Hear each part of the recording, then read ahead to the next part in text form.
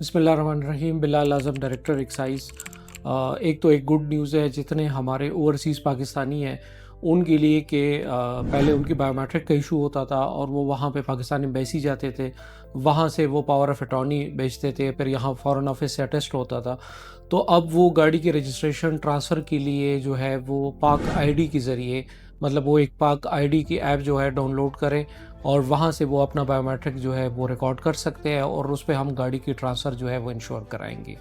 دوسرا یہ ہے کہ بائیو میٹرک اکثر لوگ جب دے دیتے ہیں تو یہ کنسیڈر ہوتا ہے کہ اس میں ٹی او فارم ریکوائرڈ نہیں ہے.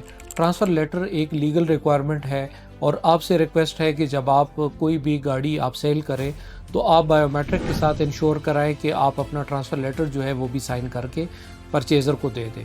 اور جو پرچیزر ہے ان سے بھی ریکویسٹ ہے کہ وہ یہ انشور کرائیں کہ biometric plus transfer letter دونوں چیزیں اس کے پاس موجود ہونی چاہیے.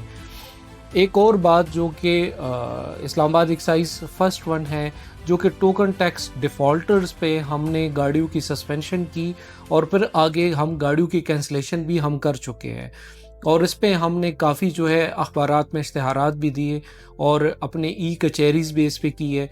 تو ابھی بھی آپ کے ساتھ یہ بات شیئر کرنا ضروری ہے کہ 1980 سے لے کے جو 2000 تک گاڑیاں تھیں جو ٹوکن ٹیکس ڈیفالٹر تھے, انیشلی ہم نے ان کو نوٹسز دیے, پھر اس کے بعد ہم نے ان کی کینسلیشن کی ہے. تو اب کینسلیشن کے بعد ری انسٹیٹ کا ان کا اپنا ایک طریقہ کار ہوگا جس کے ذریعے گاڑیاں ری انسٹیٹ ہو سکے گی. تو آپ سے ریکویسٹ ہے کہ اس انکنوینئنس سے بچنے کے لیے ذمہ داری کا ثبوت دیں اور اپنے ٹوکن ٹیکس جو ہے وہ ٹائملی جمع کرائیں. Thank you very much.